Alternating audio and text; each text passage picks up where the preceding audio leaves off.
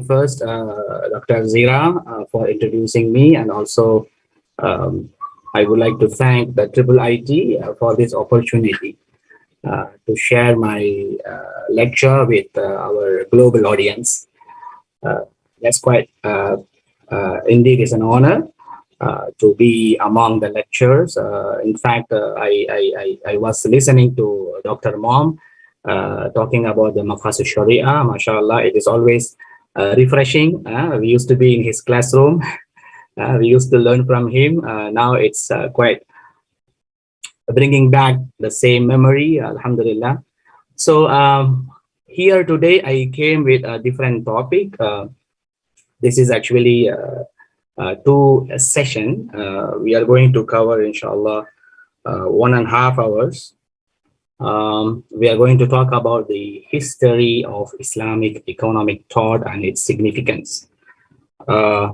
Most probably, the first question comes, what is the reason of learning the history? I used to tell this in the classroom. Those who learn history will not repeat the same mistake. So they don't do the mistake that what the previous descendant, the previous community, the society, the ummah has done. So that's the reason how we actually learn ibarah. We learn lessons from what is available in the past, and it is also important to identify who we were and how we are today. So that kind of identity is always missing, especially in the Islamic literature, especially the Turath that we're supposed to learn. So this lecture is actually going to identify what are the contributions of our Muslim scholars in economic thought. So before I get into the Muslim scholars, Muslim scholars economic thought, or you may call it Islamic economic thought, let me start with the economic thought. So let us go with one by one. Let's see how economic thought has been taught in the universities nowadays. So there is always a department. It is always considered as a discipline in most of the major universities. And this is how the history of science and the civilization has taught by many education systems. As you see that, and this is the outline for you to understand, how it's been taught, starting from the Greeks, which is actually before Christ, BC. And then you have the Romans. Then you have the Renaissance and then Industrial Revolution. Then we have this modern day of civilization, what we call it modern economics. But there is a question mark in this picture, as you notice. As you see that there's a big question mark from 5th century until the 15th century. So almost it is a 10th century, or give and take, it will be like 7th century. We also call this medieval age. Some historians, they call it dark ages, but many historians, they refuse to call it dark ages. Most probably we need to understand exactly what we are going to study today, because we are actually going to investigate that question mark. That is actually what is the purpose of the lecture today. What is that question mark? Is it really dark age? Or was it a golden era? Because that exactly where Prophet Sallallahu Alaihi Wasallam brought Islam. Prophet Sallallahu Alaihi Wasallam brought our deen to this world. Because it is starting from the 7th century. That is the time. Then until the 15th century, you can tell until the time of Ibn Khaldun, most probably. those 7 centuries. So we are going to identify, or we are going to investigate that 700 years of what exactly happened that time. So because according to the conventional idea of economic thought, it looks like there is nothing happened. In a way, they call it dark ages. So this is what we are going to study in this lecture. This is going to be the first part. Yeah, in the first part, we are going to identify, we are going to investigate what exactly happened to that period. We can call it medieval age. Most probably, I would love to keep stick with that word, rather than I don't want to call it dark ages, because I disagree with that word. Many historians also disagree. In fact, some of them even they say it's a golden era for Muslims, so on. So let us agree to call it a medieval age. When I say medieval age, medieval means it's starting from 7th century to 15th century, yeah, 700 years or 800 years, give and take. And that's going to be our first part of today's lecture. And then the second part of the lecture, actually, we are going to see the contribution of Muslim economic thought, Muslims scholars in economic thought, their contribution. And we have plenty of Muslim scholars that we can talk about, but of course, there's a time constraint. We don't have enough time to cover everything in this one lecture. So I choose a very interesting personality. Yeah? I think most of us, we already know this personality because he is quite famous. But unfortunately, most of us, we also didn't know that he has done many things in economic thought. That is the surprising element. So wait for it, inshallah. When I finish the first part, I will reveal that personality, that one personality, one big scholar. We are going to talk about his contribution, which is actually quite relevant to understand, this topic. So let us start with this first part, which is actually the question mark. Yeah, what is it actually, the question mark? If you look at the topics, typically this is how the topics that are covered in history classes, usually in the conventional, I mean, in most of the part, I mean, the majority of the universities, this is how they cover. You go and you sit in their classroom, they talk about ancient economic thought, they talk about Aristotle, they talk about all those scholars and their wisdom, philosophy. They're gonna talk about the household management. They will talk about the economics. Of course, the word economics is there, but there's one scholar from Greek philosophy wrote a book in the name of economics. Yeah, that is the Greek version of economics. All those things, they start with ancient economic thought, and then suddenly they jump into the economics of the age of enlightenment. So the age of enlightenment, as you see, it's only start, give and take, after 15th or 16th century. Then you will talk about mercantilism, the British Enlightenment. Then you have scholars like John Locke, Dudley North, David Hume. Then you have a physiocracy from French Enlightenment. You have a Francois Questionnaire. So you have then later moving on slowly. Then you have a classical economics, like we have Adam Smith all the time. We talk about him, laissez-faire and those theories. We talk about wealth of nation. So David Ricardo, it is a good follow-up from Adam Smith. Then you have we talk about the different part of the world. We talk about socialist economics, Marxian economics, Austrian school of economics. Then later, what we talk about the neoclassical economics, when we have Alfred Marshall talking about consumer theory, consumptions. Then the most famous one is John Maynard Keynes, the Keynesian economics, right? Then post-Keynesian economics, then Chicago School of Economics. So the list continues. So as you see that the list continued right after the economics of the age of enlightenment. But this lecture is going to give you the idea what exactly happened in between the ancient, the Greek economic thought, in between the Greek economic thought, before, in between the Greek economic thought and the economic thought of age of enlightenment. All right, moving on. So this is how the conventional, I mean, usually majority universities, how they teach the family tree of economics.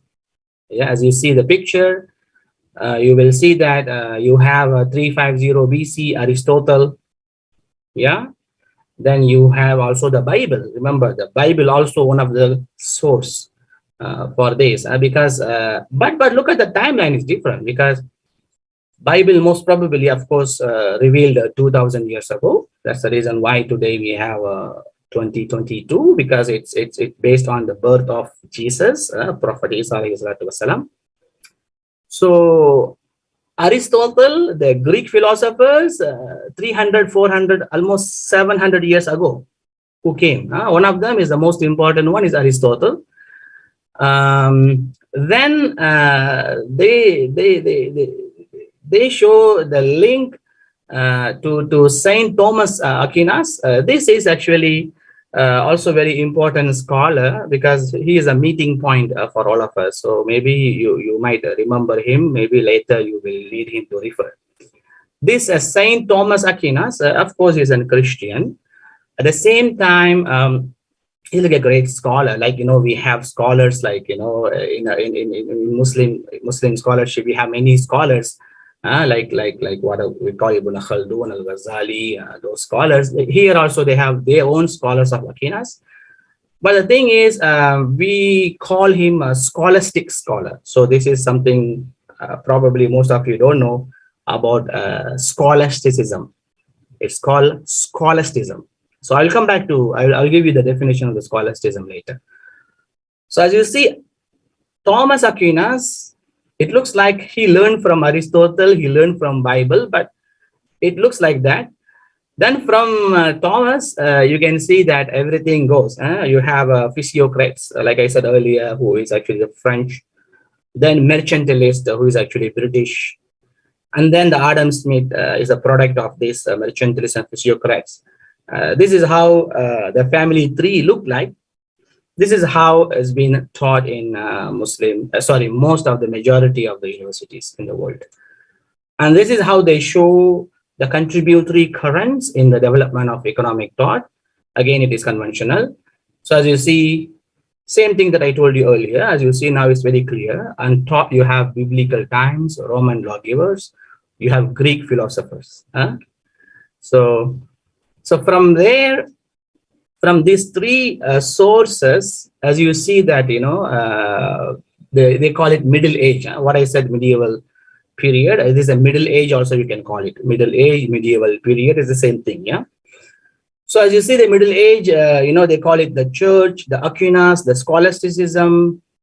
So it looks like that particular part looks like there's a lot of gap in between Middle Ages, I mean the Aquinas and Greek philosophers.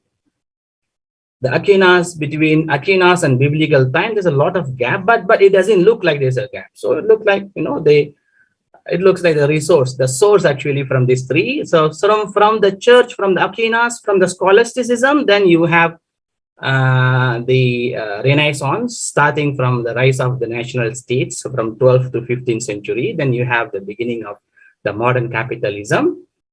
So you have the English mercantilism, then you have French, you have German, then physiocrats.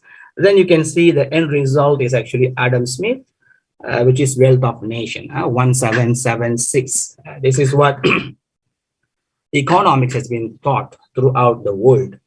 That, Adam Smith, of course, this is how they call it, is a father of economics. And this is how, as you see the line and everything, you have the mainstream, direct relation, indirect relations. This is how the picture that I wanted to show to you.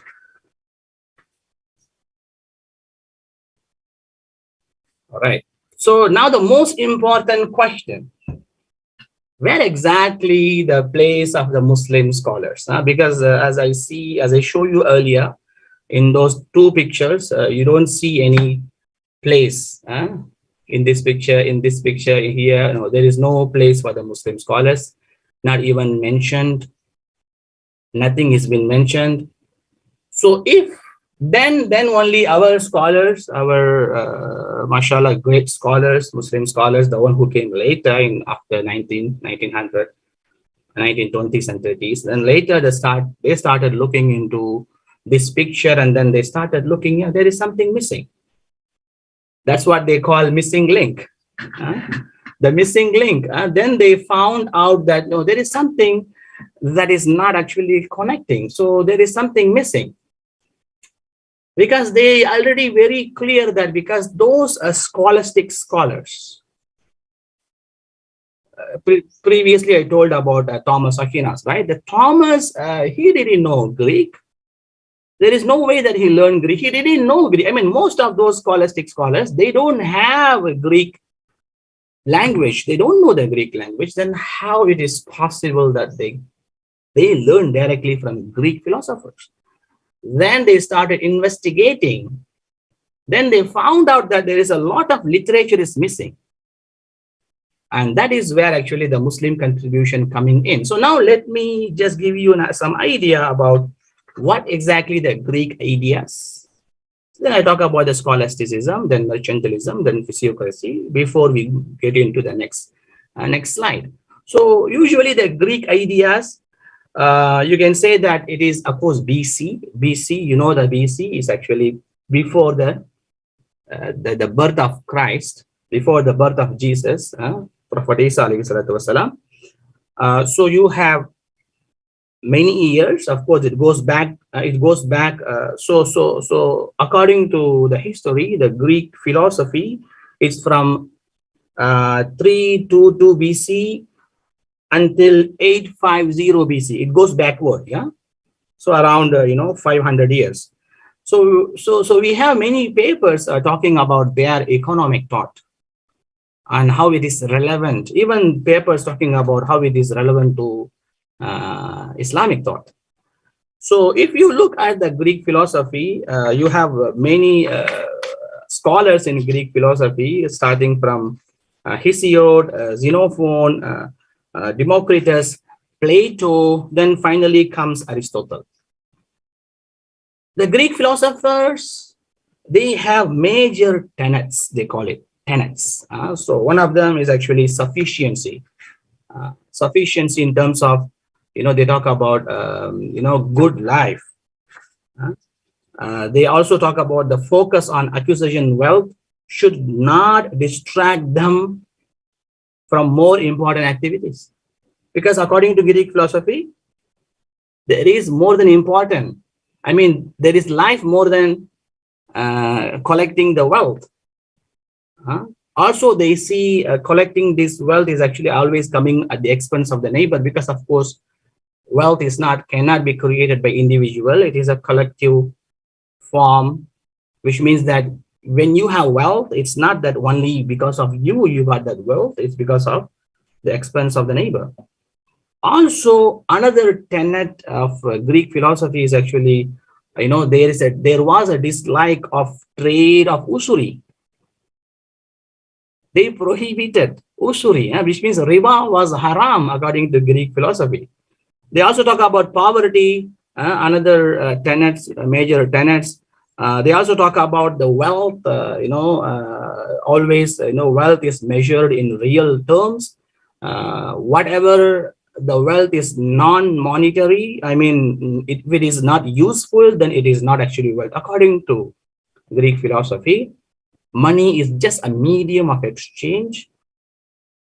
It has no wealth in it unless you use it as a medium. So which means that is the reason why they don't want to use that money as a tool for usury, which means that usury is prohibited according to Greek philosophy. And then they have the division of labor and trade. Then they also limited, another major tenet is actually they were limiting the foreign trade in terms of, they said, if it is bringing comfortability, it is fine. But if it is bringing luxury, and that luxury is bringing some sort of harm to the society, then that should be prohibited, which means that any luxury corrupt the morals of the society. Any luxury that corrupts the morals of the society, that should not be imported. That is what, according to Greek philosophy, those are the things. Now you can slightly understand how much it is actually quite relevant to Islamic thought and Islamic tenets. Yeah. So now talking about the scholasticism, then you, after Greek ideas, then according to the chronological order, then you see that because they are before BC, right? And then you have, starting from the 7th century, you have the Muslims, you have Muslim Islamic thought, because Prophet Sallallahu Alaihi Wasallam was born in Mecca in 7th century, and then from there we have our scholars, our fuqaha, mufassirin, our ulama, scientists, all coming in. Then you have also the scholastics. Who is scholastics? Actually, this is the word called scholasticism. It is because they're based on the system. It is a system of theology and philosophy taught in medieval European universities that time, which means, there were the followers of the Bible, and also there were the followers of science and philosophy, starting from Aristotle. The Aristotle was a scholar at that time. Of course, people learned from Aristotle, books and written, so many things were written. But the thing is, actually, these scholastic scholars are the one who actually harmonize the various authorities of their own tradition, which means that they harmonize the Christian theology with philosophy, especially with science. That's why they call the scholastic scholars. All right. So you need to understand who are they. Like I said, Thomas Aquinas is one of them.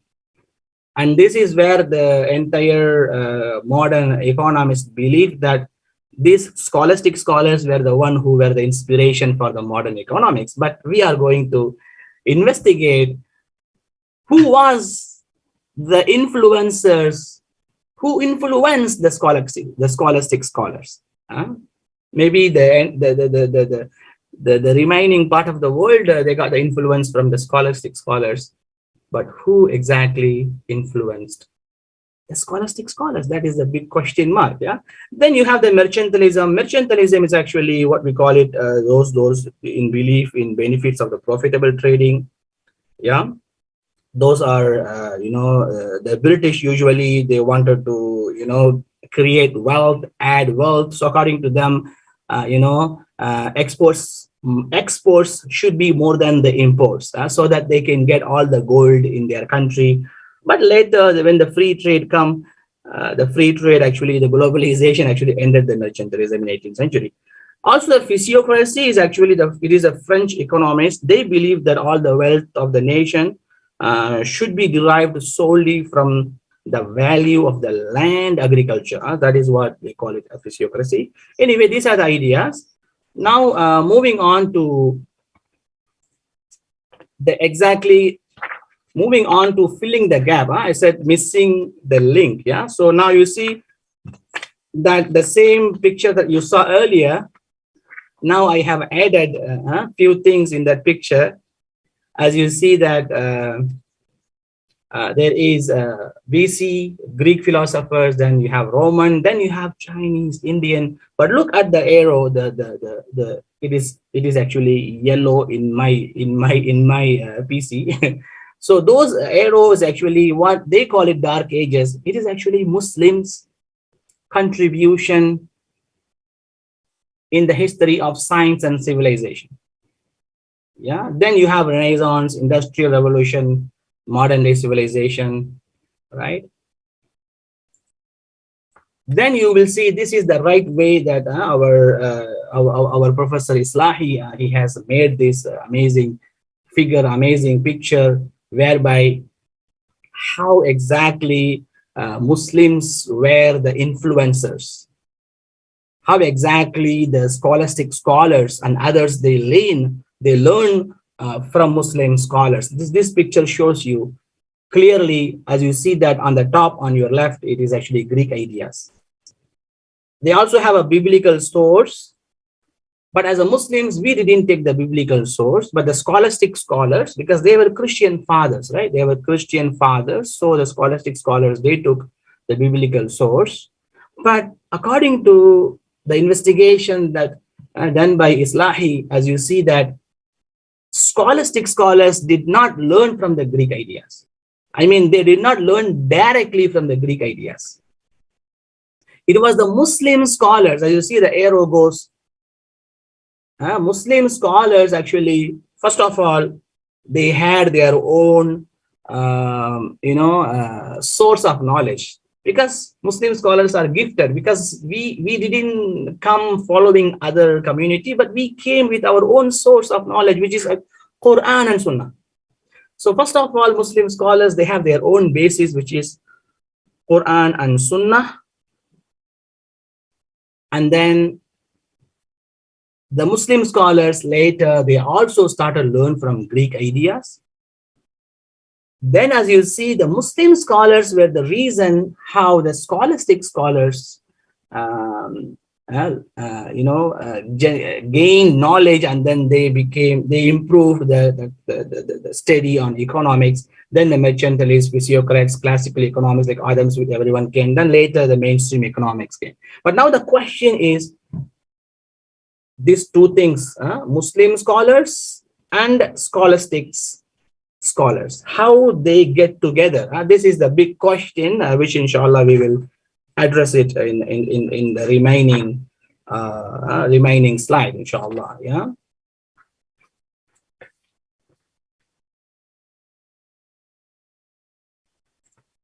Okay. So this is how you see that the history of Islamic economic thought. This is what we cover, the contribution of Muslim scholars to economic thought and analysis. And then we also identified the missing link in the history of economic thought.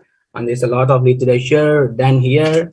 And we also have this 3 or 4, periods that our Muslim historians they identified within Muslim contribution. So they call this the formation period, and then the translation period, and the retranslation period. So now if you understand these 3 periods, then you will understand the connection, how scholastic scholars learn from Muslim scholars, and then how the scholastic scholars able to develop their own economic thought, and then today it became the modern economic thought, modern economics. Yeah. So if you look at the formation period, of course, that is the beginning of Islam, which is actually 632 until 718. Yeah. So this is where actually we have the revealed knowledge, because we only rely on our own revealed knowledge. We didn't go to any other knowledge. We didn't follow Bible. We didn't follow Torah, Zabur, nothing. We follow our own. So this is where actually you have the disciplines like Ushul al-Fiqh. You have, Zayd bin Ali, Imam Abu Hanifa, Imam Malik, Shafi'i, Ahmad. Then there were so many ideas were coming from this fuqaha. But their ideas at the beginning, I'm talking about the formation period. But those ideas were incomplete ideas. So you will see a lot of, fuqaha in their writings. They talk about, but it's not complete yet. They talk about the markets and regulations. You will see that they talk about supply and demand. They talk about price fixing, commodity exchange. They also talks about taxes. We have books on jizya, and we have book on kharaj. So we talk about public finance. Ulama fuqaha, they talk about amwal, kitab al-amwal, fiscal policy. Even they wrote book on zira'ah, agricultural relations. Of course, we have our own zakah. We have our own wiratha, inheritance. We have our own endowment, which is waqf studies, properties, and all. So this is how we identify the formation period. There's a lot, but because of the due to the time constraint, I'm just going quickly. Then we move into the second period, which is a translation period. Yeah, we identify, our historians identify 8th until 11th century. This is where actually one side they were ulama were doing their work in their own. The other side, we also needed external sources. We have our internal sources, which is Quran and Sunnah. Our ulama, our fuqaha talk about it, but it is also recorded in the history that even in the time of Khalifa Umar ibn Khattab, he even started opening the offices in the name of Diwan. Diwan is actually a Persian name. Diwan is not Arabic name, by the way. It is a Persian name. The meaning is a registered or office. It remained in Iraq and Syria until the time of the Abdul Malik bin Marwan, one of the Umayyah ruler, Khalifa. Then until the Abbasiya period, this is where actually you can see that the systematic beginning of translation started. Scholars sent for scholars. They are looking for scholars from India, from Persia at that time, from Rome, from Greece. And then Abbasiya period, actually during Abbasiya period, which is actually not 9th or 10th century. Within this time, you will see that there was a full-fledged Bait al-Hikmah was in action, which is actually Bait al-Hikmah and their priority given to translation and adaptation of Persian, Indian, Greek, and also other scientific works. So which means that we have our own Quran and Sunnah, we have our own fiqh, tafsir, hadith, all those things. Together with that, we also started importing other knowledges. So since we don't know directly the language, so we started translating those external knowledge. We started translating from other languages. We wrote it. We started having it in Arabic language. Our scholars had in Arabic language all those ilm. And this is where actually, so many areas of medicine, astronomy, art and philosophy, even the management of the state and household, everything were covered. We started learning from others. We started learning, took from others. But so during this time, during this period of learning from others, we had different types of scholars. I just want to go quickly. We had around 3 to 5 different types of scholars. There were some scholars who rejected everything that comes from external source. For them, it is only Quran and Sunnah, only our knowledge that we have. Like you have, like Muhaddithun or like Kinani, Al-Farra, Al-Sarkhashi, all these scholars, they completely rejected the Greek philosophy, the Greek knowledge. The second type, who actually try to distinguish, they allow, but they try to distinguish between the ideas. They said, okay, this is the right thing. This is what actually according to Islam. So this is what we can say yes to it. And other things, we say no to it. They don't completely reject it, but they take what are the beneficial thing and they accept those. And then they did not accept those or in contravention of the Islamic faith and principles. So they wanted to, they always wanted to prove the Islamic supremacy over the Greek thought. That is what their job. But also they try to synthesize wherever it is possible. And this is what we call them. Some scholars also, they call them Islamic Islamic scholasticism as well. They also call that name. It's okay if it is confusing, no need to write it down. These are the scholars, actually theologians, mutakallimun. So we have Sheikh Mawardi, we have Imam Al-Ghazali, we have Imam Razi, all they come in this category. The next category of the scholars who actually deeply influenced by the Greek ideas, and then they started looking and looking and looking, learning a lot from external, they have a very good knowledge. Of course, they have a firm basis from Quran and Sunnah, but they give more time learning other knowledge and then Greek ideas, and they started interpretation was given, lots and lots of explanation given, arguments, discussion were going on. These are the scholars. They interpret all those Islamic articles in such a way that they can accommodate some ideas. As the Muslim philosophers, we call them Muslim philosophers. We also call them al-hukama. This is where you have al-Kindi, Ibn Sina, Ibn Haytham. So because of this third group of scholars, we have new disciplines other than fiqh, tafsir, hadith.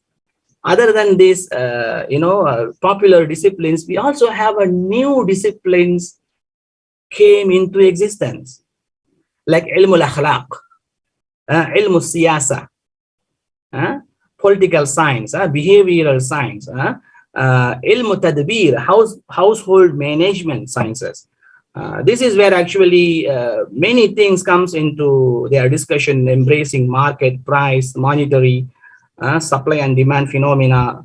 These are the scholars. We have a few more, but this is good enough already. So these are the scholars actually, where the reason why you need to understand that it is not that only we translated from Greek or other languages into Arabic. It is not that we were only the translators. The translation were done by Baitul Hikmah, but our scholars, like this group, like even we have Ibn Rushd talking about everything he brings, Aristotle, Ibn Sina and other scholars. Everyone is actually thoroughly, they analyzed, they discussed, they explained, they wrote volumes of the volumes. And that is what our contribution actually. It is not just work, learn from others and then translate and then you go. No. They learn from others, but they started analyzing, discussing, bringing lots and lot of research into that. That's how they end up writing multi-volumes. That actually what brings to the third phase. Just now I was explaining to you the second phase only. The third phase, which is actually the retranslation and transmission period, this is where actually the magic is happening. Whatever that, our scholars, they, discussed, they write, they discussed, they wrote, they analyzed, they researched everything. In 12th century, all those Arabic work has been translated. We call retranslation. All those Arabic works in 12th century retranslated to Castilian Catalan languages. This is actually maybe is a dead language. I'm not very sure about it. I'm not from Europe.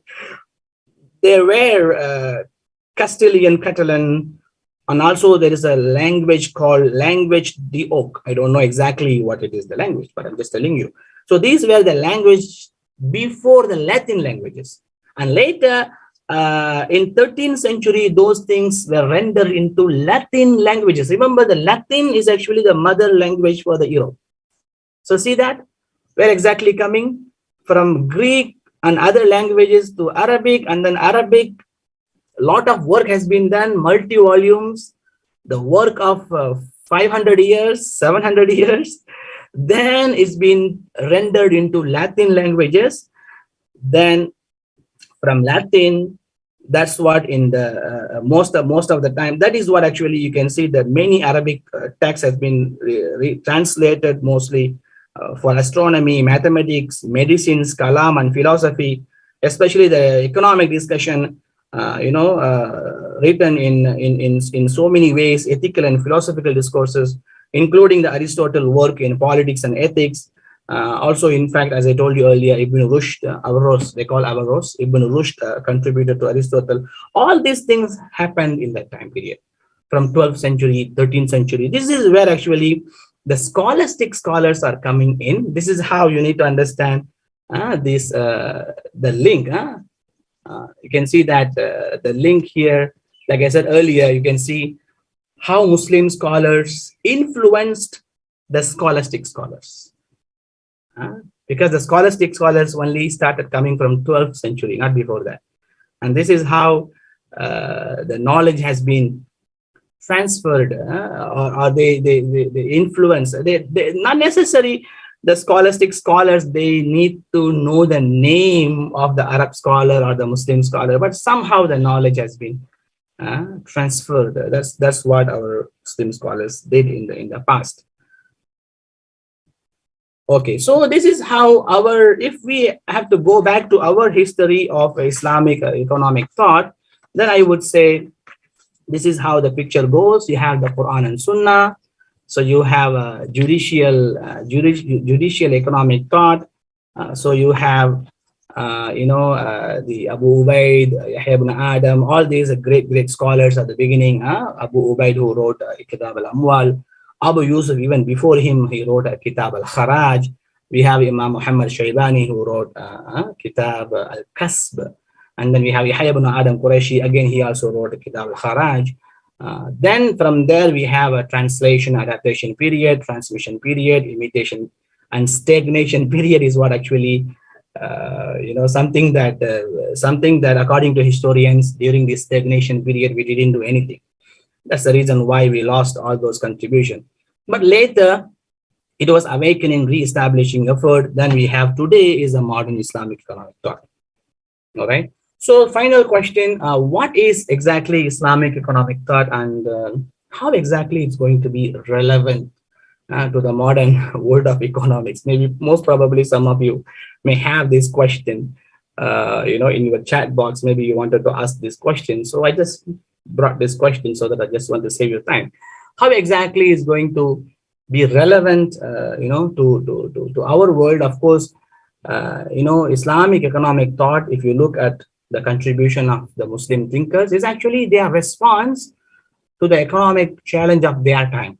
You see that there's a zaman and makan. باختلاف الزمان الفقه حسب اختلاف الزمان والمكان. So those scholars, they responded according to their economic challenges of their time. But according to Islamic economic thought, we have all the sources from Quran and Sunnah.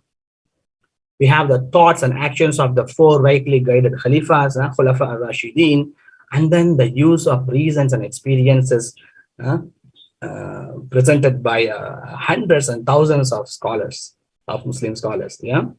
So the purpose of this discipline is established because this is to study. This is to design. This is actually designed to recognize.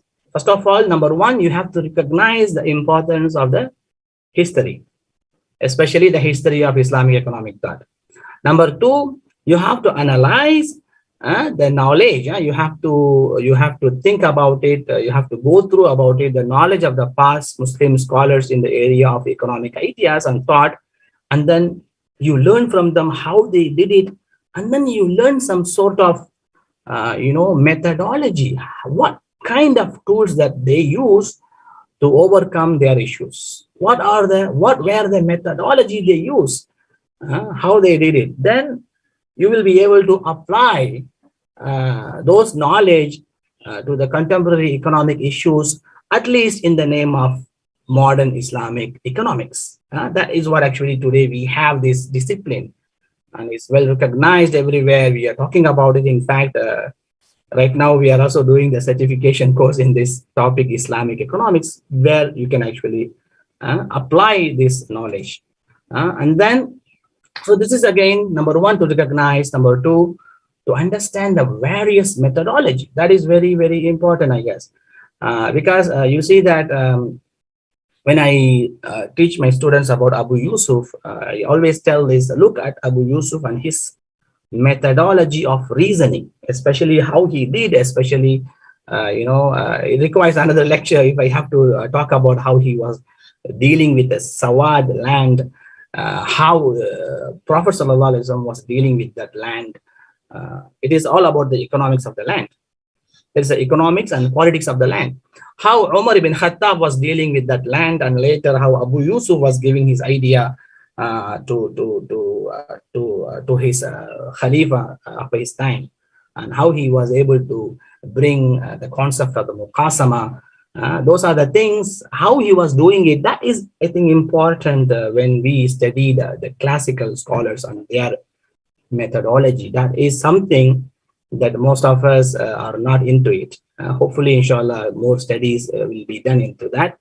So number two is very important to understand the various methodology of scholars and their response to the particular economic challenge of their time, so that you can analyze the relevance to the current economic problem, how they have done it, how we can do it today, and then to apply and the knowledge that you learn, and then be creative with the solutions in the contemporary economy. Yeah. So I have these two sessions. Hopefully, I will continue. Am I right, Dr. Zira? Should I have a break, or Yes. should I just? Up to you, doctor. If you want to take a break, few minutes break, we can do that. Okay. If you want to continue, also can. Okay, good. So I'll just stop for 2 minutes. Before I go for 2 minutes, let me throw this engagement question to you. So what do you think? Huh? What is your stand on studying history? Maybe you can have prepare your own answers. You can type in the chat box, or maybe in the YouTube or Facebook, wherever you are. What is your stand on studying history? Does it really help you personally after you listening to this uh, lecture? What are your lessons from the history, especially the translation period that we talked? Do you think that this is a very important question, especially for the certification course? Later, inshallah, Dr. Zira also will distribute, disseminate a form, a questionnaire, inshallah, with you. So hopefully, you will, all of you, all the audience, global audience, will help us to fill the form, because that form is actually going to talk about Islamic economic and finance education. Yeah. So the real question: will Islamic economics in the modern period succeed like it did in the golden period, like last time? What are the challenges? Whatever that you think, you can just put it there. So this is your engagement question. So inshallah, I will just give you 2 minutes break. Then we'll come back to the second part. Thank you.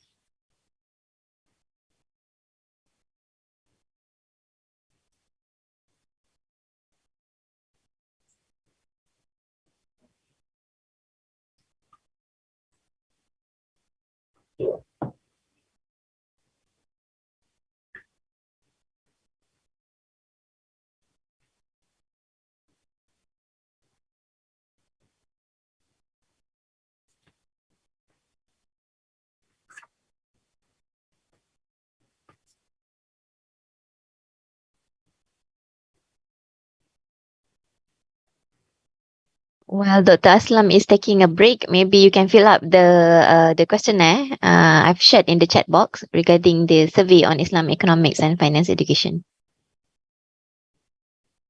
Thank you.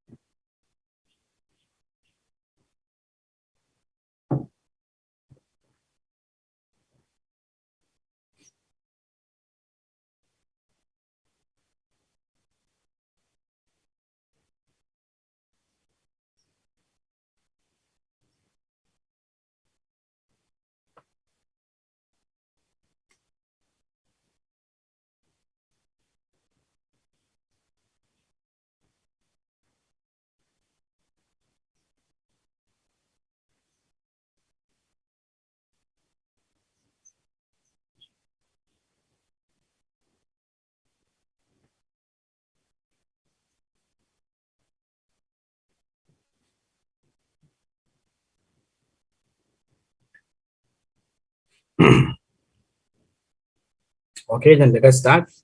Bismillah, once again. Okay, so we are now going into the second part of the lecture. And in this lecture, like I said earlier, I'm going to just concentrate on one particular scholar. Because as you see, we have plenty of scholars that we can talk, because the subject is huge. We teach like 4 to 8 months, but I just chose only one scholar um, to talk about him and what's his contribution. But before I go into his contribution, let me just give you an overall idea of the Muslim scholars' contribution in economic thinking. So if you look at Islamic economic thinking, you have, like, economic matters in tafsir. For example, you have prohibition of riba, encouragement of economic activities. There are so many things going on. I just go quickly. Then you also have economic issues in fiqh. For example, the legal aspect of mudaraba, musharaka, all those Islamic financial products. You also have great personalities discussed economic matters, like different from jurist analysis, the work of ulama, even Sufi philosophers, reformers towards the emphasis of the real spirit of Islam. You also have a good pieces of work related to economics. There are particularly good pieces of work like Kitab al-Kasb, Kitab al-Kharaj, Kitab al-Amwal. Yeah. You also have under public finance, revenues, taxes, expenditures. You also have objective analysis of economics, not only just talking about something related to economics. We also have an objective analysis, like we have Ibn Khaldun, we have Ibn Taymiyyah, who has have done this kind of work. Like, for example, they talk about the demand and supply in their book. Like they talk about the factors of prices. They talk about the microeconomic issues in their writing. So if you look into the entire contribution of Muslim scholars, you can actually bring everything into three broad categories, according to Sadiq, written by the article written by Sadiq. This is what actually I learned from that. You can have three broad categories. The first one is ideal economic norms.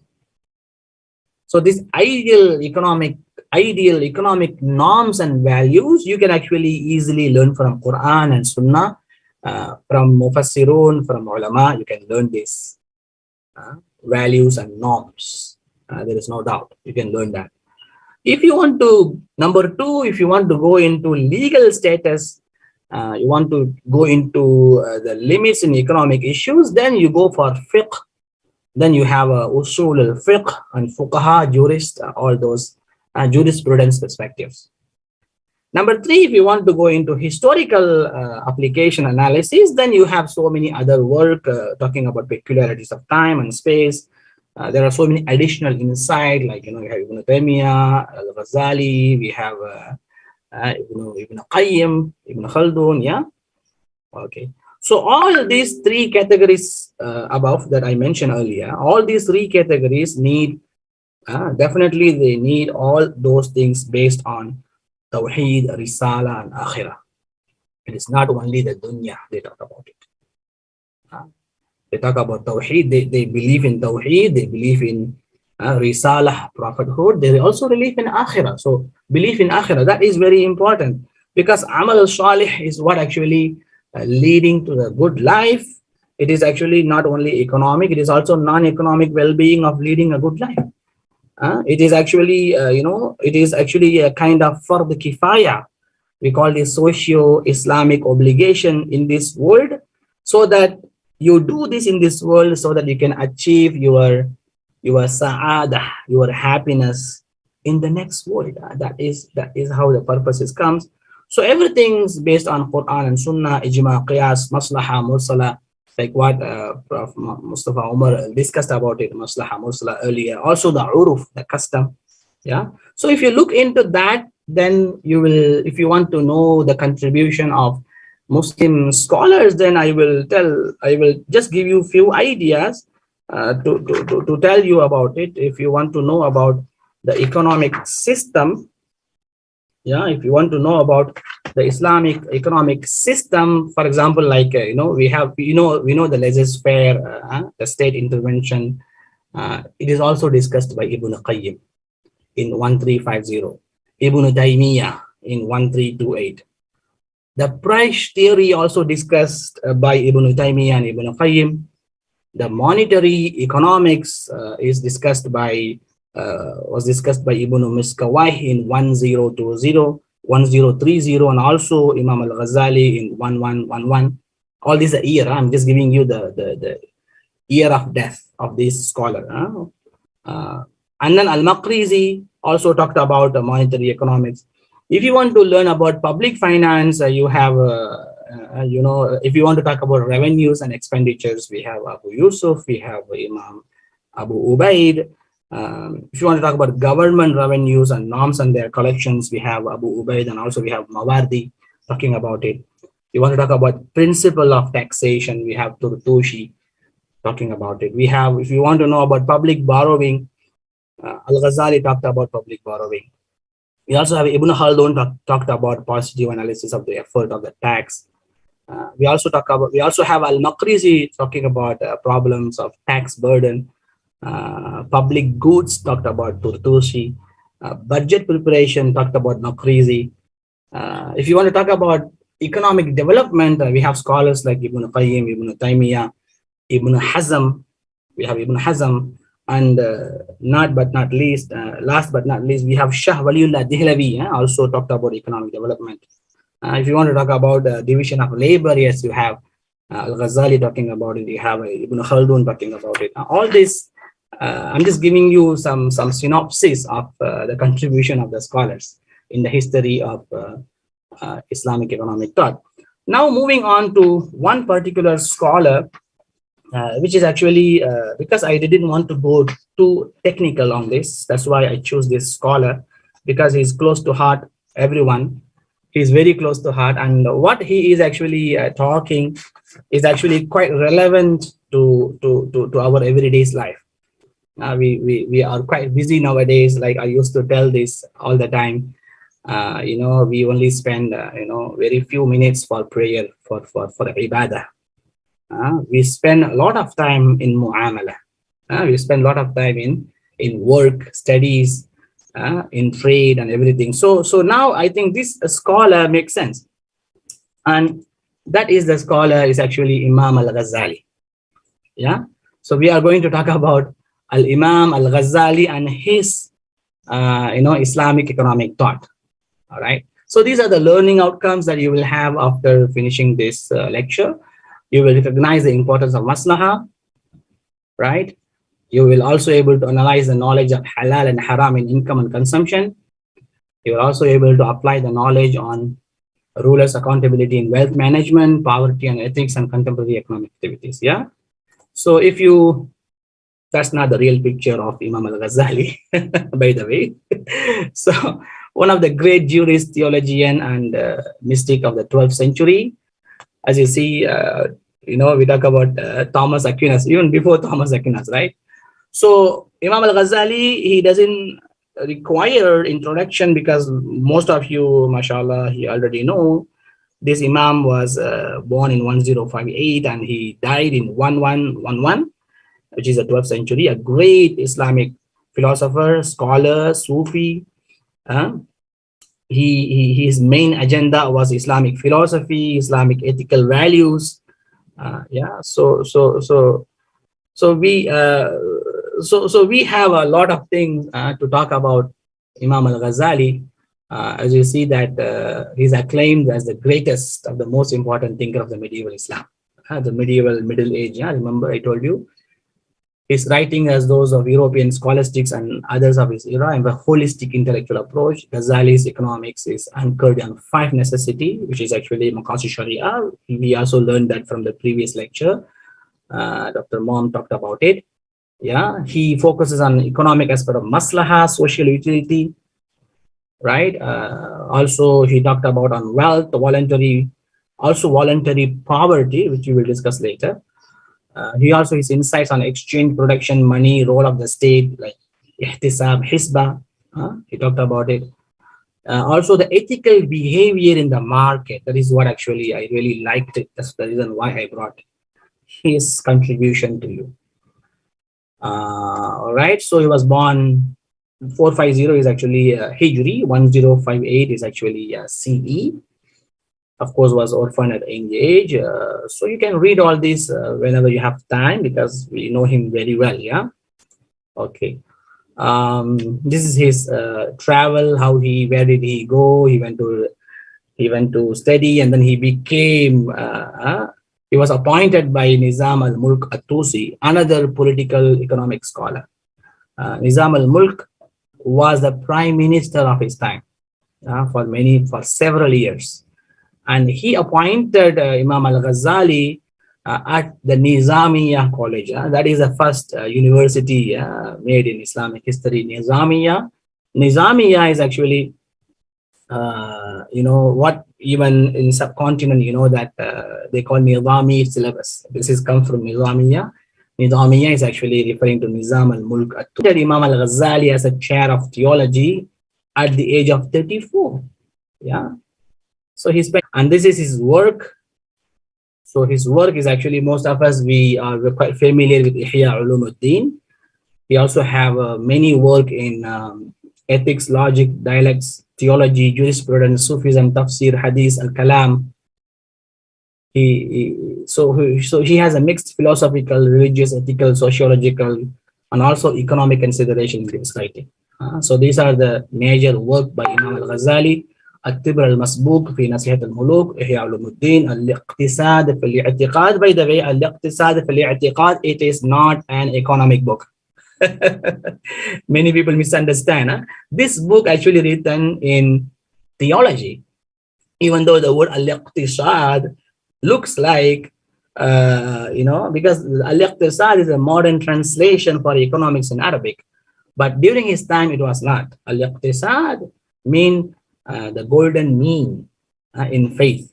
So that is actually the book of theology. Al-Mustasfa min ulum al-usul, Mizan al-amal, al-munqidh al-zalal.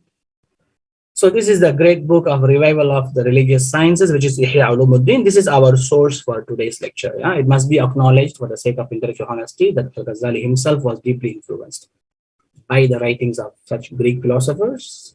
Like you can see that Plato, Aristotle in his writing. And this is some picture that I found in internet. I hope they call this a residence of Al-Ghazali. I'm not very sure about it, but this is what the picture I got, residence of Al-Ghazali. And let's talk about his economic ideas. That is the reason why we are here, right? We are here to talk about his economic contribution in Ihya Ulumuddin. So, first of all, let me explain to you Imam al-Ghazali. When he talk about economy, he discussed in the ethical normative perspective. That is what his area. It is not too much going into technical side, but he talks about ethical normative perspective, which means that he brings all those economic thought in its proper philosophical perspective. Yeah. So which means that according to Imam al-Ghazali, economic pursuit is actually, let's say you want to call economic achievement. All those economic achievement is actually a means to the end. It is not an end in itself. It is the mean to the end, which means that your end is actually akhirah. It is a mean. It is like your vehicle. You sit down there, but your destination is different. So it is not itself the end. So that is, he really wants to make it very, very clear. So in this context, Imam al-Ghazali brings these three types of people. He says, economic agents, they call them agents. Economic agents can be classified into three groups. The first group is actually those economic involvements always occupy them completely, so that they forget their place of return. which means that their dunya is distracting them completely from akhirah. So they are really among those who are really being ruined, which means that they are khusran, they are khasara, they are min al-khasirin, unfortunately. The second group of people is actually concerns for the hereafter, and they completely go with hereafter. Their concern is only akhirah.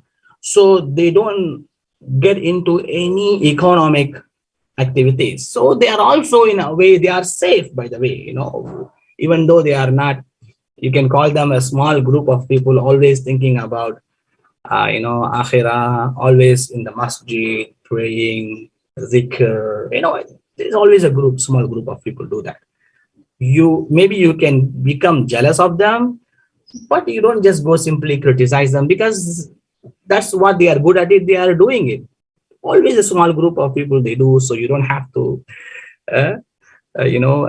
make them get away from. But the thing is, the most important thing is that he talks about the number 3, and number 3, the people who actually involved in economic activities, who actually involved in economic activities, but their purpose, they are involving in this dunya, their purpose for akhirah. This is what actually Imam al-Ghazali called them. They are very closest to the nearest, they are nearest to the straight path, which means they are the middle way. They are actually in the Sirat al-Mustaqim. So they are the people who actually learning how to balance their dunya and akhirah, and everything that they do in this dunya, their purpose and their end result they want to see in akhirah.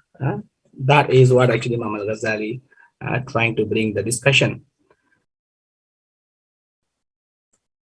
Also, Imam al-Ghazali brings this many discussion in the book. As I told you, we talk about book is actually Kitab Ihya Ulumuddin, which is a multi-volume books, as you know that.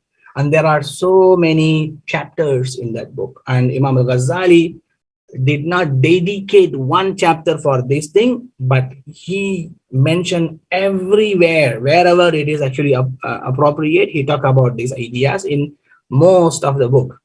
So in one chapter in Fadl, whatever we discussed just now, he discussed in the chapter of Fadl al-Kasb wal-Hath alayhi, on the merit of earning and its incentives.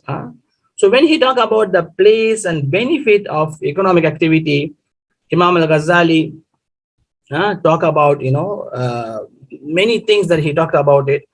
But he mentioned that first of all, you need to understand Allah has provided the resources so that you can be, number 2, very important, you can be free from you can become free from the dependence on others. So that is the most important purpose of having economic activities, because I'm working. Why am I working? Number 1, Allah has given me all the resources. I need to go and find. Allah is not actually opening my door or delivering to me directly. So first of all, Allah has given all the resources. Number 2, you have to make effort. And why are you doing it? Because so that you don't have to become dependent on others. Otherwise, it looks like you are begging. You're looking for favor, which is actually not correct. As a Muslim, it is not correct, right?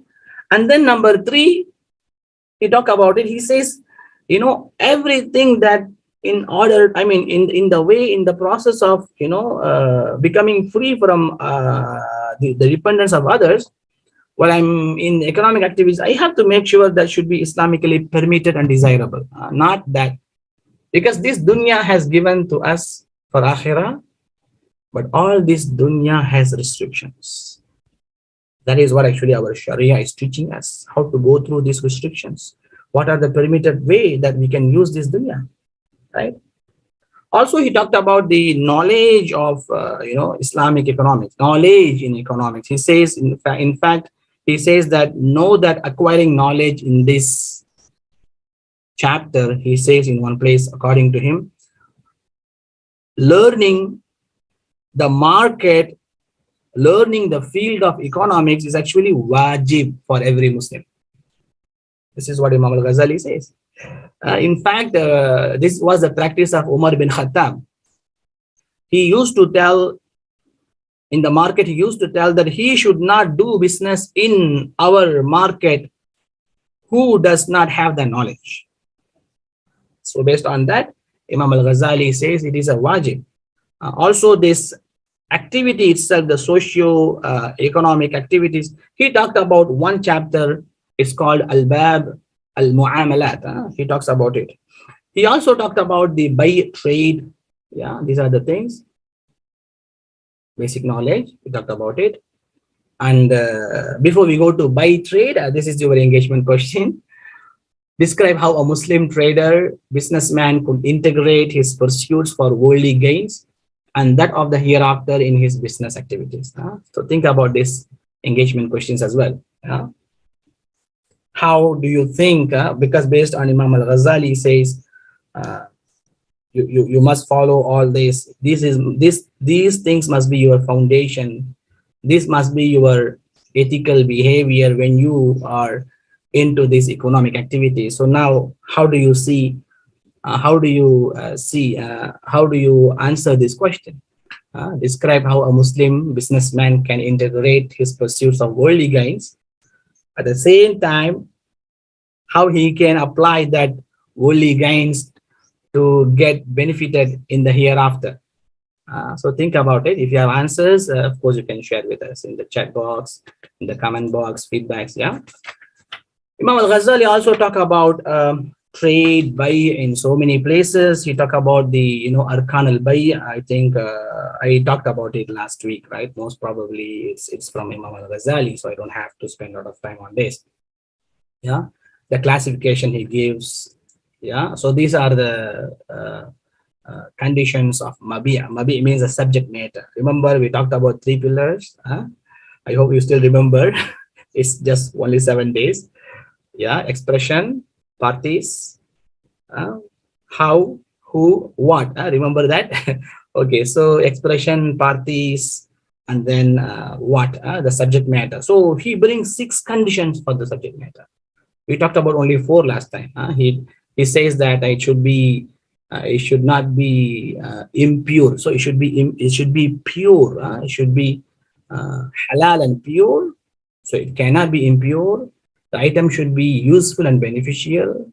The seller should be an owner of the item, not like a short sale. The item of the sale must be transferable in Sharia-approved manner. The item of the sale must be known with certainty.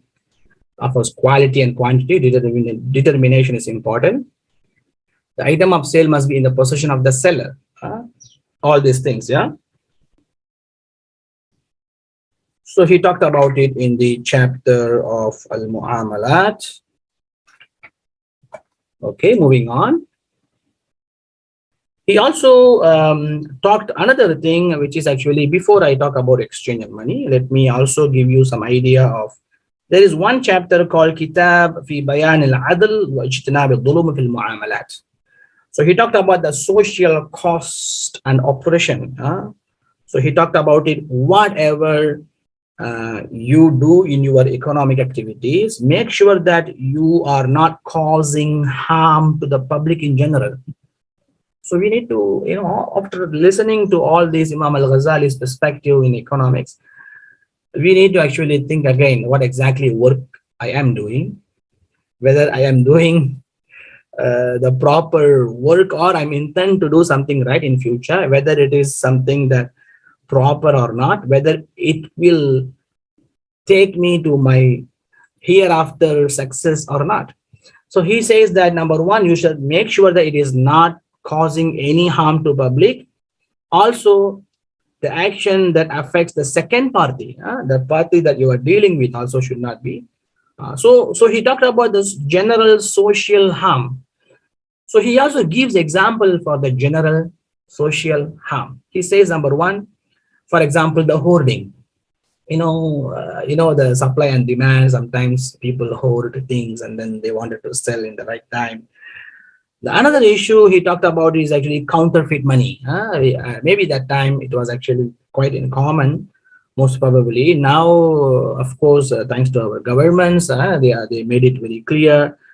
Fake money coming into these kind of things. So Imam Al Ghazali, according to him, he also discussed in the same chapter how to deal with counterfeit money. What you're supposed to do when you have a fake money. He says that if one happens to receive forged money, he should be throw that money. You should not use it, because it's not like I.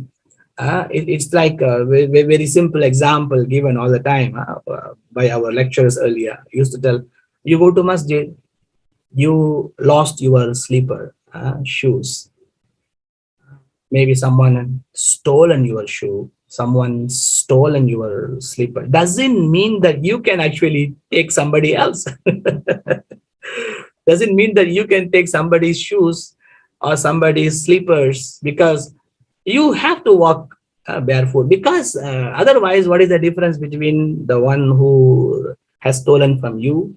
So the same thing comes to counterfeit, because if someone gave you the fake money and then you didn't know that, but later you realize this is a fake money, you already know it's a fake money. It doesn't mean that you actually can take that fake money and then you can actually go to the market and start distributing that money.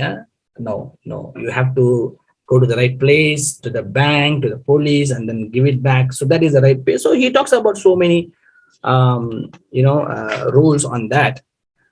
Then we talked about exchange and money. So there is another, this is quite interesting. The entire exchange and money discussion Imam Al-Ghazali brings in the chapter of Kitab Ash-Sabr wa Shukr, which is actually, it looks like it's irrelevant, right? Kitab Ash-Sabr wa Shukr, where exactly, what is the relevance to exchange and money? But he talks about it. He brings this discussion. He talks about the rationale and wisdom of having money. He talks about the problem of the barter exchange, the role of money. Also, he talked about the circulation of money as against its hoarding. How money can be treated. Is it a commodity or not? Yeah. So according to Imam Al-Ghazali, money doesn't have any value, doesn't have any benefit itself, unless if you use it as a medium of exchange. It's like a measuring relation, a measuring tool for your exchange. Another wisdom he talked about, Imam Al-Ghazali, this money is actually provides human access to all goods and services. So the owner of money has everything, which means if you have money, so you can actually access to all the goods and services. So according to him, Imam Al-Ghazali, I understand, he says that he still believes in two functions of money. He agreed to unit of value. Also, he agreed the medium of exchange. But Imam Al-Ghazali does not agree. He disagrees with, the third function of money, which is store of value. This is something he is totally against of hoarding. So according to him, store of value is there. Yes, but it's an undesirable function of money, according to him. Undesirable function.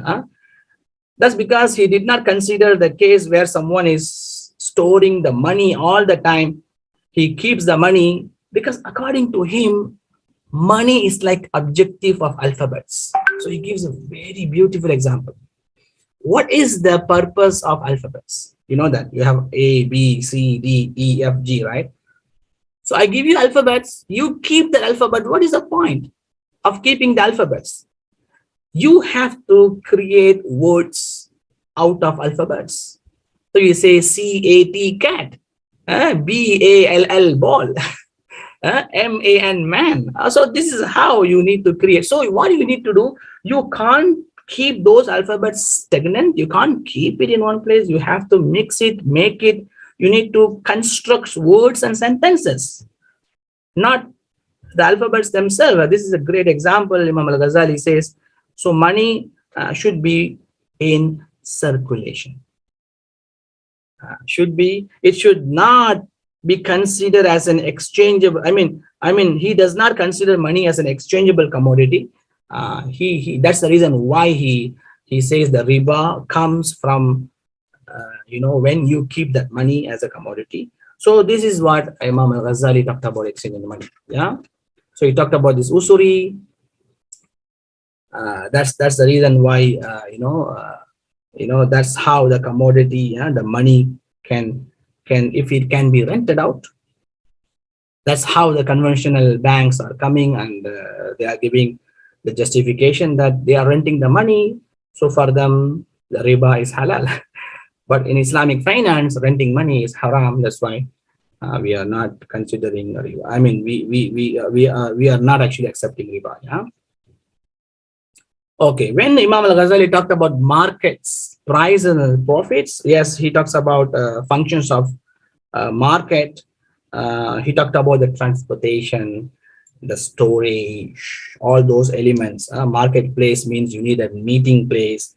This is the place where actually, forces to determine prices. It comes and goes.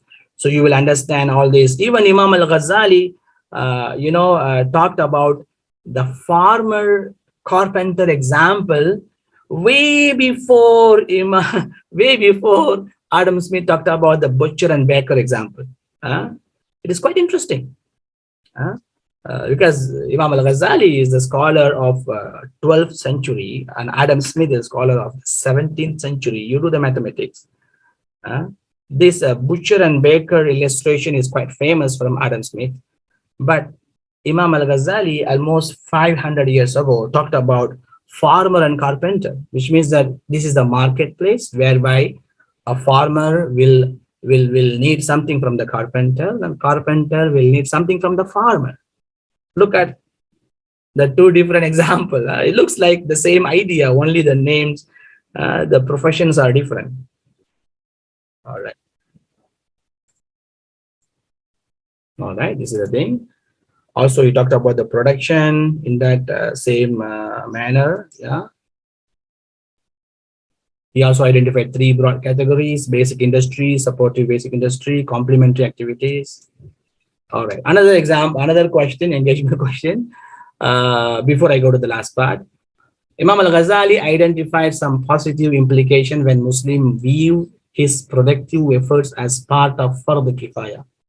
So what are those implications? So how do you understand Fard Kifaya? Because according to him, economic activities, because there must be Imam Al-Ghazali, this is the part involving in economic activities of Fard Kifaya. So what do you think about it? What are those implications? Okay, now let's come to the last part, economic and Islamic values. Imam Al-Ghazali brings these 7 conditions. Imam Al-Ghazali talk about this 7 conditions that actually without this 7th condition, if you do not satisfy with this 7 condition, the person will not make his concern. Ya Allah, I'm going to this work, make sure that my intention. So this is my good intention. I'm doing this. I want to earn this money so that I want to do this thing. All the good things. Yeah. Number 2, one should intend. So which means that the good intention comes with, number 1, good intention comes with the welfare of the other Muslims. So you think that I do this work for the welfare. I do this work for justice and benevolence. Also ihsan and the benevolence in economic dealings. Also, I will be in the position whereby I can enjoining the good and forbidding the bad in economic activities, so that I can become a person whereby amru bil ma'ruf wa nahi anil munkar. So these are the good intention before you become a powerful person in economic activities. So this good intention, you should have it. So your intention must be a sincere intention of this kind. The second condition is actually one should intend that he is fulfilling one of his fard kifaya. So when you are thinking you are doing this work, think that I am working in this company I am doing this business, I am doing this service because it is a part of social obligation. It is not that I'm working on in a selfish manner. No, it is not that only about me. I am doing this. I know there is a profit, you are getting it, but remember the profit that you are getting, if you compare that profit with the benefits that people are gaining from that product, is actually lesser. It's not more. Let's say you are selling sugar, let's say in a profit of 10 cent or 20 cent or 50 cent maximum. That 50 cent, what you gonna get? But with that sugar, people are gaining a lot of things from there. It brings happiness, it brings sweet. The life becomes the life changing. So that is that actually you need to think about it, the social obligation through the trade and commerce. Yeah, that's because this is what actually, as you see that, it's like ikhtilaf ummah. Because we have our own ummah, our people, not everybody doing the same thing. There is a ikhtilaf, meaning ikhtilafu himamihim fi sana'a wal hiraf. According to Imam al-Ghazali, he tried to tell the meaning of this hadith, ikhtilafu ummah rahma, whether the hadith is authentic or not authentic. I didn't want to go there. But he is giving an example, and also he is giving an explanation to that hadith. He said the difference in their efforts in industries and trade is actually rahmah. It is true. Not every one of us are doctors, not every one of us are engineers. Some of us in public sector, some of us in private sector, some of us in trading, some of us in agriculture. See that? It goes, the list goes on. This is the rahmah, mashallah. Now today we have a global audience, everyone coming from the different background. That is actually rahmah. And then number 3, the market of dunya. This is very, very important. Yeah, the market of dunya should not keep one away from the market of akhirah. This is very, very important. Yeah, otherwise you lose everything. Number 4, fazkurullah. If you see the Quran, when we talk about the Surah Al-Jum'ah, فَإِذَا قُضِيَتِ الصَّلَاةُ فَانْتَشِرُوا فِي الْأَرْضِ وَابْتَغُوا مِنْ فَضْلِ اللَّهِ. If you look at the Quranic ayah, Allah says, فَاذْكُرُوا اللَّهَ كَثِيرًا. Dhikr. This is one thing that most of us are not actually aware of it. You might be thinking, is it my boss will like it if I remember Allah or not? Because most of the time you go to the supermarket and first of all, you will not find any window in the supermarket, in the mall, because they don't want you to know whether it is a day or night. Also in the supermarket, you won't see any clock. They don't want you to know what time now. They want you to stay as long as possible so that you can spend as much as possible. So there is no remembrance of Allah. Remember this. So whenever you are in economic activities, make sure that you have that remembrance of Allah. At least make your ringtone. At least. Every time you get WhatsApp message, Alhamdulillah. Every time you get a Twitter message, Allahu Akbar. See that, at least make it. So whenever you are in your work, remember that you need to remember Allah. Fadhkurullaha kathiran. We thought remembrance of Allah means only in ibadah, only in Allahu Akbar, when we pray Allah subhanahu wa ta'ala, when we do salat. No, Allah says in your muamala, fadhkurullaha kathiran. Somebody coming to your place, say jazakumullahu khair. Alhamdulillah, mashallah, say whatever it is, and then make sure that you remember him everywhere. I tell you, sometime I drive in Kampong area in Malaysia. I love it because all the way in Kampong they put Subhanallah things.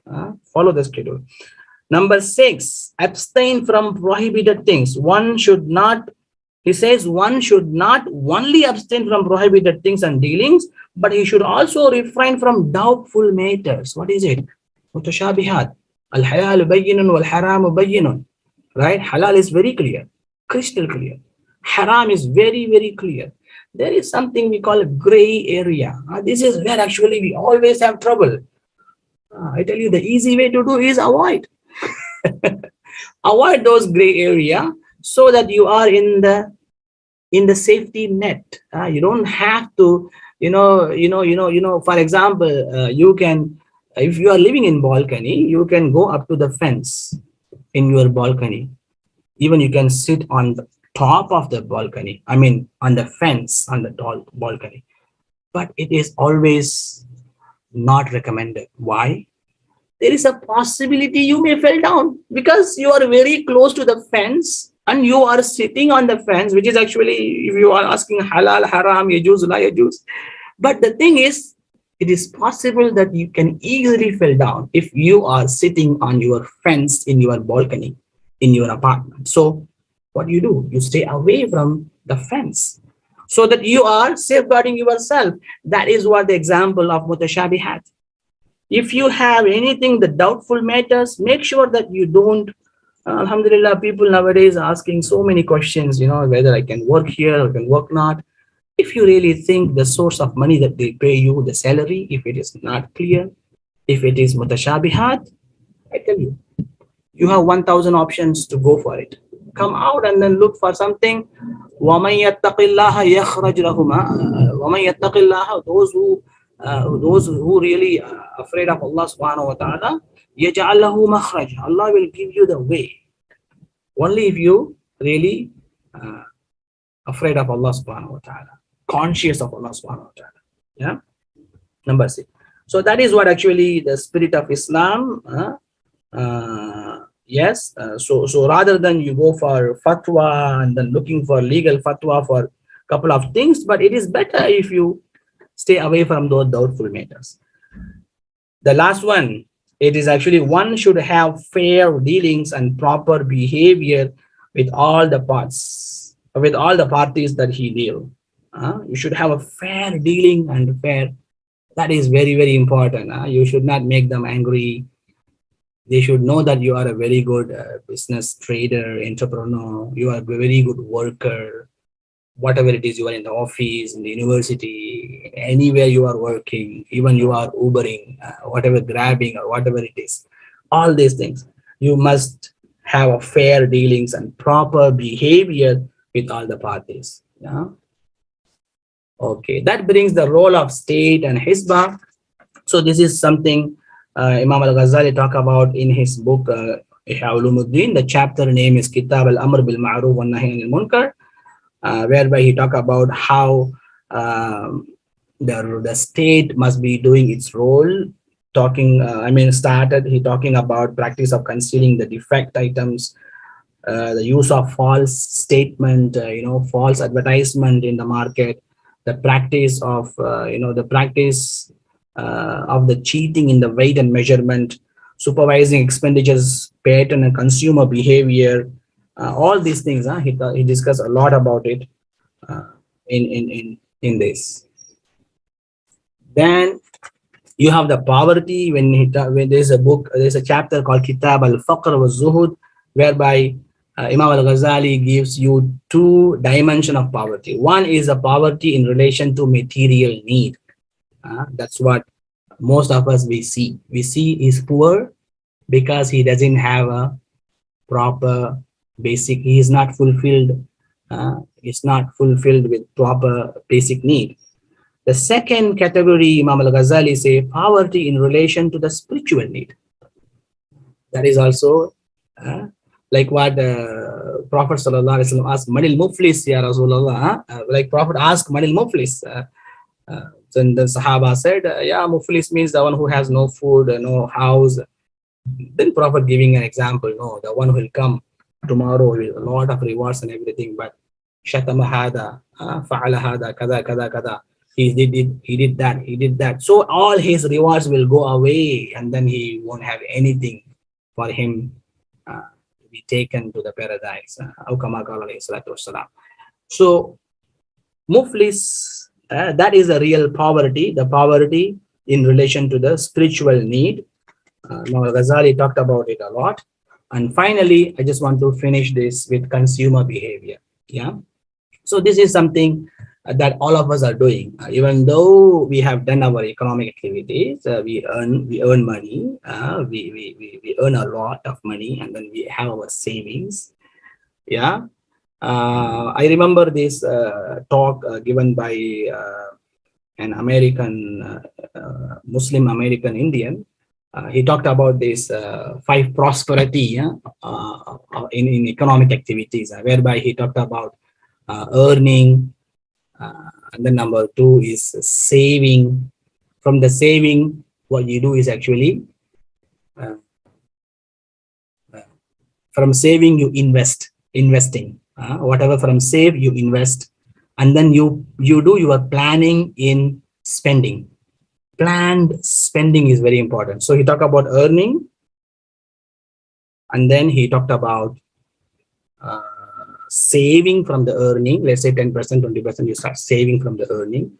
Once you have a good money from the saving, you start investing that money into something, and then you plan your spending. That is very, very important. There is a different always, what you need and what you want. For example, I need a phone, but I want iPhone. I used to tell this example. I need a phone, maybe Android phone, any Android phone can do the work. But I want an iPhone. I need to spend like 5,000, 7,000 for iPhone. So we need to also, teach our children about what is the need, what is the want. And he talked about the spend, properly spend. So plan your spending. And then finally, he talked about, give away for everything. So once you have excess, everything is there. You give away to the people so that you make your sadaqah jariyah. By the way, coming back to this topic, consumer behavior, we have this, Imam al-Ghazali talked about this consumer behavior, and he says that, because we earn everything, but at the end of the day, we are going to consume. So when you are consuming anything, make sure that there are certain, around 4 points that he is trying to make. Number one, he says the consumption is not for its own sake. This is amazing. Consumption, whatever you eat, you drink, you sleep, whatever it is, consumption is not for its own sake, but it is for pleasing Allah subhanahu wa ta'ala, so that you can obey him once you are good at it. Number two, whenever you are obtaining goods and services for consumption, it must be Islamically, in Sharia, it must be acceptable and permitted. Make sure that you are consuming something acceptable and permitted. Stay away from those mutashabihat, the gray area, the doubtful matters. Number three, whatever you are consuming, make sure that it is also pure. What does that mean? There's a difference between halal and tayyib. You want to go with fast food, it's halal. Eating fast food, halal fast food is there, but it is pure. It is good for your health. Think about it. So he says, whatever that you are having, the goods and services must be pure in themselves. It should not be the dirt. The dirt must not be in there. Right. So he also talked more in this chapter, more in this topic. He talked about in the chapter of Kitab al-Halal al-Haram. Yeah. Number four is very, very important. Moderation should be followed in consumption. So you have to know that what is miserliness, what is extravagance. Don't spend too much. Don't spend too less. Like what in the previous lecture, Dr. Mom was giving an example of the tattoo, right? The houses. He had big houses, but he is actually staying in a small house. So do not go for too much spending, and don't also spend too little. Make sure you have the moderation. Yeah, that is also very, very important, because the overspending will bring israf, extravagance, and also ida'ah, which is actually destroying. The last one, the fifth one, yeah, he has 5 points, by the way, not 4, 5 points. The last one, the fifth one, is a behavior. Your behavior during the consumption should be modest. That behavior should be in Islamic norms and values. Imam al-Ghazali talked about it in another chapter called Kitab Adab al-Akl.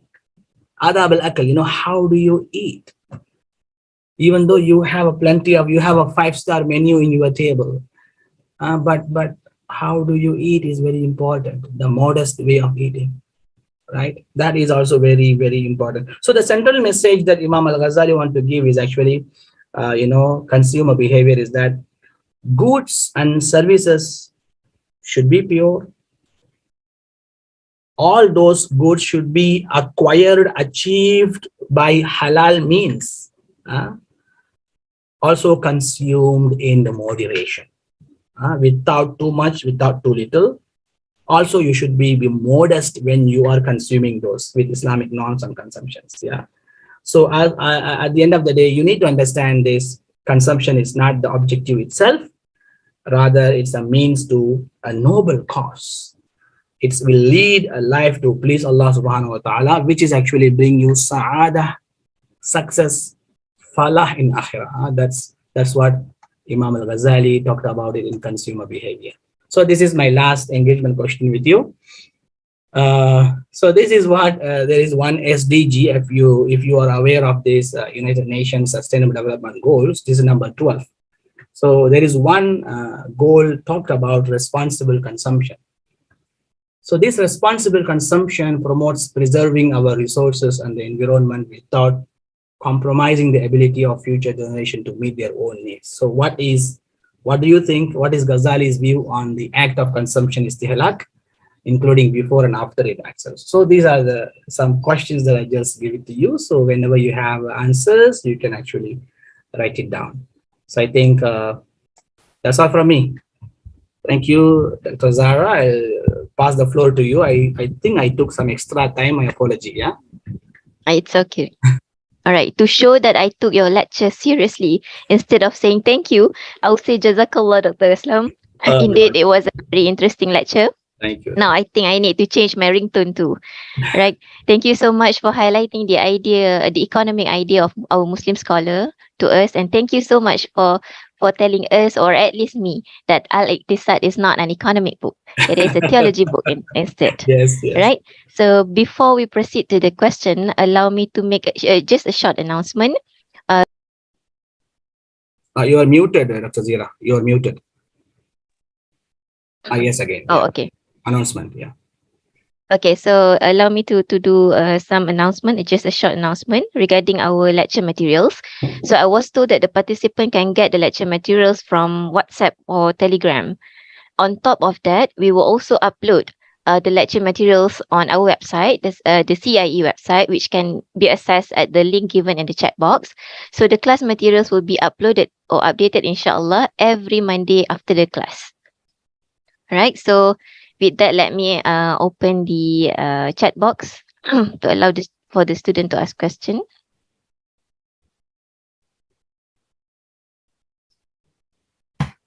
Okay. So maybe we can take some question from our YouTube live, Dr. Aslam, if you don't mind. Yes, please. Yes. Okay, so the first question is that what are the importance of money exchange in Islamic perspective? Money exchange. Yes, the importance. If you want to talk about importance, it's all about the demand. Money exchange became a demand nowadays, right? Because we live in different world. Definitely. You see, we follow what people need, right? So now money exchange is something that how we are exchanging. Like those days, they were exchanging the gold dinar with silver dirhams, right? So definitely, that's how the finance work. That's how the exchange is quite important, necessary, and of course, Islam always see that as we call this sharaf. Sharaf. We have chapters in fiqh, kitab al-sharaf. We have a lot of things. Of course, there are also differences, like what level it is allowed, what is not allowed, what is there any element of riba, element of gharar. All these are different topic to discuss. Yeah, maybe some other classes maybe they talk about it. Okay, a question here is quite long. Maybe I'll just take some gist of it. Are there models based on Islamic economic values that can be used to replace TVM accordingly? TVM is time value of money. Mm-hmm. Yes, we have it. Yes, it's true. Time value money is something what actually you see that the world is, look at the speed of the world. Huh? Look at the currency exchange rate that coming. The way that we are looking at even recent USD with MYR. Look at the thing exchange and everything. Yes, definitely. Compared to the past, they don't have that challenges. Now we have this challenge, which is actually TVM. Definitely, our Islamic financial experts, discussing. They have papers on it, and they are bringing alternative way to discuss about it. There's a lot of work has been done. Yeah.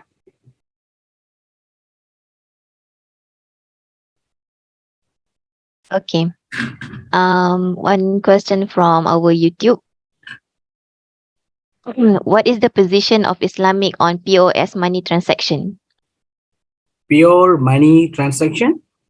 POS money transaction, where POS is a system used in Nigeria by private individuals where they will use your ATM card to give you money, but they will charge you some. Yeah, I understand, but I'm not completely understanding this question. I would love to tell this always, because when it comes to money, like we also have now, it's called cash app or something, huh? Like in some places they transfer the points. Even some places they have application called WeChat, moving the money from one to another. Like now we have a touch and go in Malaysia, moving the money immediately from here and there.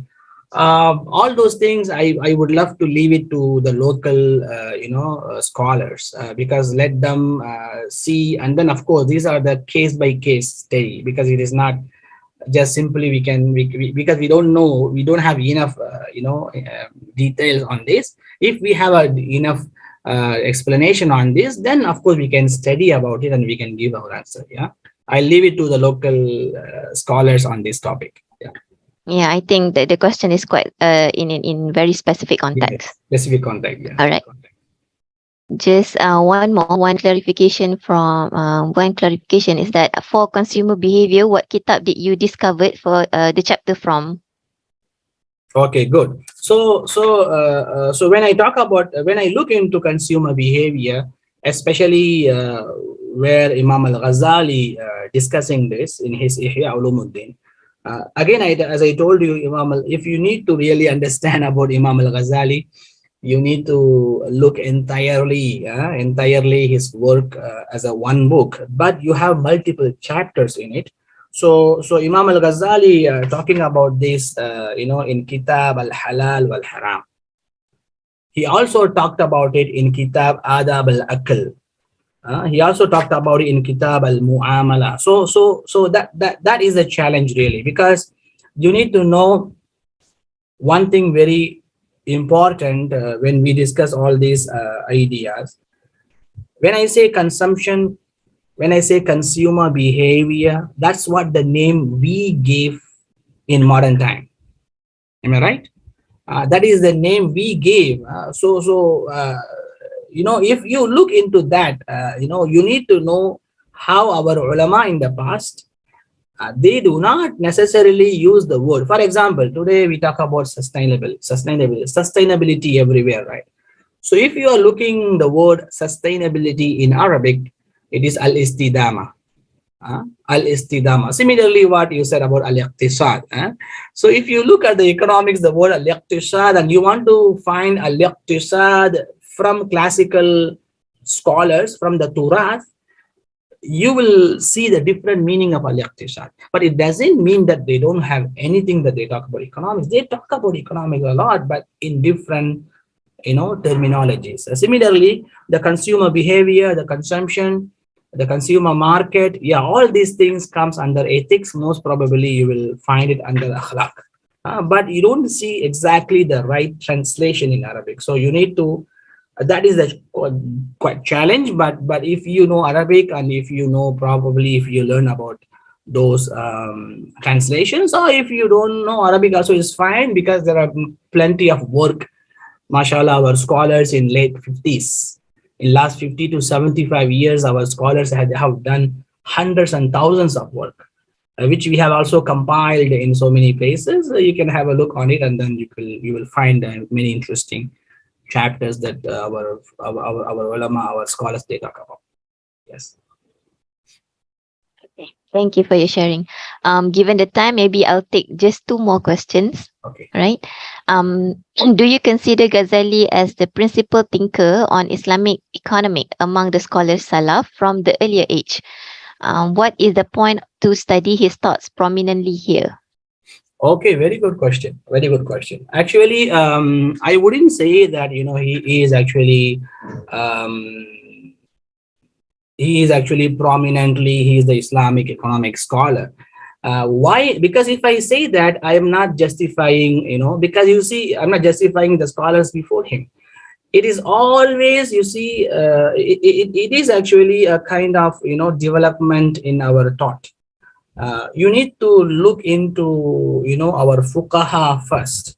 You must understand, this relationship between the fuqaha to muhaddithin, muhaddithin to mutakallimin, and mutakallimin to other ulama of, mutasawwifin, Sufis, and then from there to al-hukama, which is actually the philosophers. Yeah, like I gave you 3, 4, 5, category when I was giving you my first part of the lecture.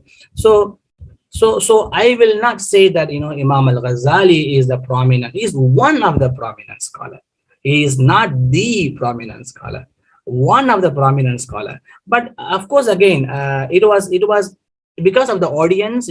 Because of the most important. Like niyyah and intention and our consumption. All this, everybody doing it. That's the reason why I brought his discussion. Otherwise, we have so many other scholars. We can technically talk about, for example, public finance. Abu Ubaid, he is the first person in the world actually wrote something on public finance. And do you know when he did this? He did an 8th century. In 8th century, which is actually 1,200 years ago, and then he found the public finance from property. Similarly, the taxation, al-kharaj, of course, every community talk about it. But Imam Abu Yusuf, again, another 8th century scholar or 7th century scholar, wrote on this. We also have Ibn Hazm, who are very early. I mean, all these names that I'm giving you, Abu Yusuf, Muhammad, Abu Ubaid, Ibn Hazm, all these scholars actually came before Imam al-Ghazali. So definitely Imam al-Ghazali got influences from those scholars. So it is a collective, development is a collective contribution. That's how I see it. Yeah. Thank you for the question. Okay. One last one. Just one short question. Is forward trading halal in Islam? Forward trading. That is something quite, Islamic financial question. So even yesterday I got this question, what about the short selling? All these things, we have a dispute among scholars, because it also has a different, I tell you, all these questions, all these are fiqh questions. Usually I myself, restrain myself to answer in the public audience like this, because it will be taken different way.